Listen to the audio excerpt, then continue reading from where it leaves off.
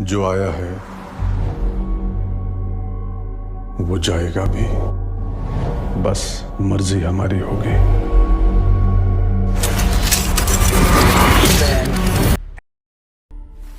India OTT platform पे अपने नाम का डंका बजा चुका है, इस बात पे कोई शक नहीं, क्योंकि मेकर्स हर बार कुछ ना कुछ नया और एक्स्ट्रा ऑर्डिनरी स्टोरी से हम सबको सरप्राइज कर ही देते हैं। तो अगर आप भी बॉलीवुड के वही घिसे पीटे मारधार से पक चुके हो और कुछ एक्स्ट्रा ऑर्डिनरी देखना चाहते हो, तो मैं आपके लिए लेके आ गया हूँ इंडिया की कुछ बेस्ट क्राइम ड्रामा सीरीज जो अपने आप में ही मास्टरपीस है और जिन्हें देखने के बाद आप अपने दांतों तले उंगलियां चबा जाओगे। इस लिस्ट की हर सीरीज को मैंने रैंडमली नंबर वाइज किया है, तो आप ऐसा बिल्कुल भी मत सोचना कि जो पहले है वो अच्छी है और जो बाद में है वो बुरी है। हर सीरीज बहुत ज़्यादा स्पेशल है। तो ज़्यादा बकवास ना करते हुए शुरू करते हैं आज का वीडियो। सो बात करते हैं हमारी पहली सीरीज की, जो है मिर्ज़ापुर। मिर्ज़ापुर ये नाम सुनते ही जो चेहरा सबसे पहले हमारे दिमाग में आता है वो है कालीन भैया।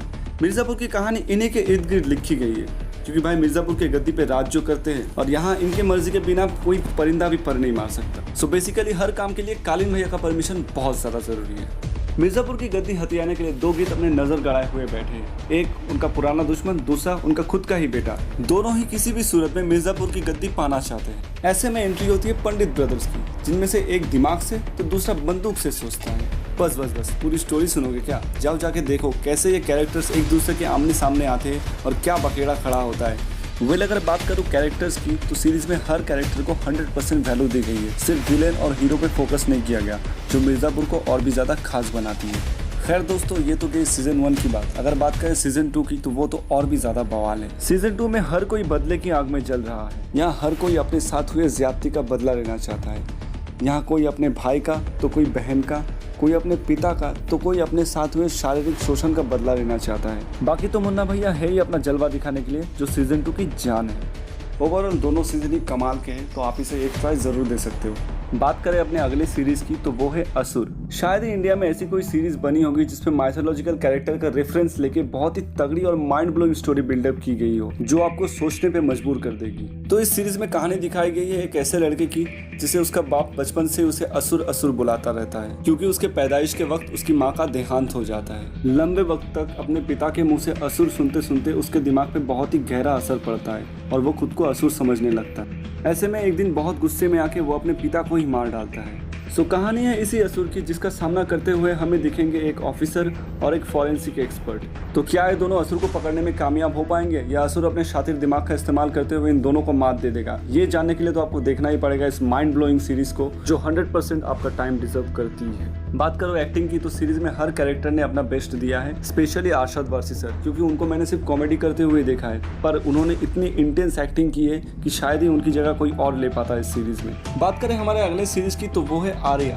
तो स्टोरी है राजस्थान की एक बहुत ही रईस फैमिली की। फैमिली का ऑफिशियल बिजनेस फार्मास्यूटिकल कंपनी है, बट बिहाइंड द सीन्स इनका ड्रग का बिजनेस चलता है। मतलब वही हाथी के दांत खाने के अलग और दिखाने के अलग। बाय द वे बड़ा ही खुशहाल परिवार रहता है इनका, लेकिन इसी बीच अनफॉर्चुनेटली आर्या के पति तेज का मर्डर हो जाता है और ना चाहते हुए भी आर्या को इस ड्रग के बिजनेस में आना पड़ता है। वही दूसरी तरफ एंट्री होती है शेखावत की, जिसका माल आर्या का भाई और उसका दोस्त उड़ा ले गया है। इतने में हो जाता है आर्या के साथ बहुत ही बड़ा धोखा। सो एक अकेली औरत और उसके पीछे दुनिया भर की मुसीबतें। ऐसे में कैसे आर्या सारी मुसीबतों का सामना करती है और कैसे अपने बिखरती हुई फैमिली को बचाती है, ये तो आपको सीरीज देखने के बाद ही पता चलेगा। बहुत ही बढ़िया स्टोरी है इस सीरीज की, जो आपको शुरू से लेकर अंत तक बांध के रखती है, क्योंकि हर एपिसोड में आपका शक एक से दूसरे और दूसरे से तीसरे इंसान में शिफ्ट होते रहता है, पर अंत में नतीजा कुछ और ही निकलता है। दोस्तों, कैसा हो अगर आप किसी लड़की के साथ रात गुजारो और सुबह वो मरी हुई मिले और पुलिस आप ही को रेप और मर्डर के इल्जाम में गिरफ्तार कर ले, जबकि आपने कुछ किया ही नहीं। कुछ ऐसी ही कहानी है हमारे अगले सीरीज की, जो है क्रिमिनल जस्टिस। ये सीरीज असल में रीमेक है क्रिमिनल जस्टिस का, जो 2008 में आई थी। अब स्टोरी भले ही सेम हो, पर मानना पड़ेगा यार, मेकर्स ने इसे इंडियन बनाने में बहुत ही ज़्यादा मेहनत की है, क्योंकि 2008 में जो क्रिमिनल जस्टिस आई थी उसमें कहानी दिखाई गई थी यूके की, और ये वाली कहानी है हमारे इंडिया की। तो आप सभी को पता है कि यूके और इंडिया के माहौल में बहुत ही ज़्यादा डिफरेंस है, तो इसे इंडियन बनाने में मेकर्स ने बहुत ही ज़्यादा मेहनत की है। अब अगर बात करूँ स्टोरी की, तो स्टोरी में आपको कोर्ट रूम ड्रामा के साथ साथ जेल के अंदर की खतरनाक दुनिया भी दिखाई जाएगी, जहाँ आप देखेंगे कि कैदी कैसे अपना ज़िंदगी जीते हैं और कैसे अपनी ज़िंदगी को ख़त्म करते हैं। इस कहानी के लीड आदित्य को आप ऐसे मुश्किल हालातों में फंसते हुए देखोगे, जिसे देखने के बाद आपको लगेगा कि ये जेल से कभी बाहर आ ही नहीं पाएगा, क्योंकि एक तरफ जहां उसे कोर्ट से तारीख पे तारीखें मिलती रहती है, वहीं जेल में उसके जान के लाले पड़े होते हैं। तो कैसे माधव और निखत अपना दिन रात एक करके आदित्य को इंसाफ दिलाते हैं और इस मर्डर मिस्ट्री से पर्दा उठाते हैं, इसका जवाब तो आपको सीरीज में ही मिलेगा। अब अगर बात करो एक्टिंग की तो सबसे पहला नाम मैं लेना चाहूँगा पंकज त्रिपाठी सर का। यार इन्हें कैसा भी रोल दे दो और कोई भी कैरेक्टर दे दो, ये उनको इतना बखूबी निभाते कि मैं क्या बताऊँ। और दूसरे में हमारे जैकी सर, यार इनका तो मैं फ़ैन ही बन गया इस सीरीज़ को देखने के बाद। मतलब लगता ही नहीं कि ये लोग एक्टिंग कर रहे हैं। सो क्राइम, सस्पेंस और थ्रिल से भरी इस सीरीज़ को आपको ज़रूर देखना चाहिए। अब बात करें सीज़न 2 की, तो सीज़न 2 की कहानी बहुत ही ज़्यादा अलग है।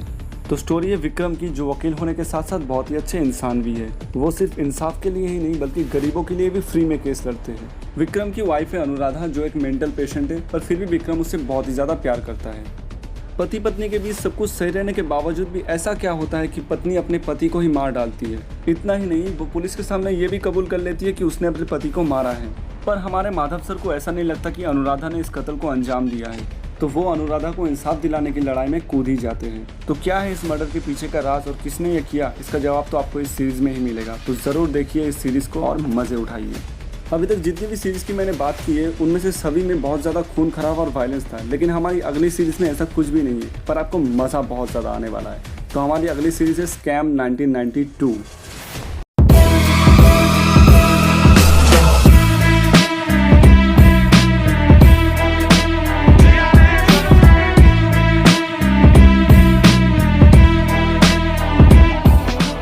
मुझे पता है आपने सीरीज़ देखी या ना देखी हो, पर इस वाले बीजीएम को आपने अपने स्टेटस में ज़रूर लगाया होगा।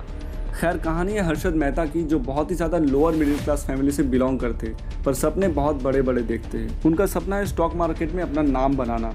तो कैसे हर्षद अपना सपना पूरा करता है और कैसे अपने शातिर दिमाग का इस्तेमाल करते हुए इंडियन रूल में छुपे लूप होल्स के जरिए मार्केट में करोड़ों का घोटाला करता है, ये देखने में आपको बहुत ही ज़्यादा मज़ा आने वाला है। इस स्टोरी में हर्षद कभी हीरो है तो कभी विलेन, पर एक चीज़ कभी नहीं बदलती, जो है स्टोरी की कंसिस्टेंसी, जो स्टार्टिंग से लेकर एंड तक आपको प्रॉपरली बांध के रखती है। सो इतनी अच्छी स्टोरी, ऊपर से प्रतीक सर की एक्टिंग, भाई मान गए। उन्होंने सिर्फ कैरेक्टर को प्ले ही नहीं किया बल्कि उस कैरेक्टर को जिंदा कर दिया है। मतलब आज अगर कोई हर्षद मेहता बोले तो इनका ही चेहरा याद आता है। इनके साथ साथ श्रेया मैम को भी मेरा प्रणाम, जिन्होंने कैरेक्टर प्ले किया है सुचिता दलाल का, जो एक जर्नलिस्ट है, और सीरीज में ये हर्षद मेहता को बराबरी की टक्कर देते हुए आपको दिखेंगे। तो दोस्तों आज की वीडियो यही तक थी। इसी लिस्ट को हम लोग कंटिन्यू करेंगे पार्ट 2 में। तो कैसी लगी आपको ये वीडियो कमेंट करके ज़रूर बताना, क्योंकि आपका कमेंट मेरे लिए बहुत ज़्यादा ज़रूरी है। मैं मिलता हूँ आपको अगली वीडियो में, तब तक के लिए घर पे रहिए, सुरक्षित रहिए और अपना ख्याल रखिए। Bye bye.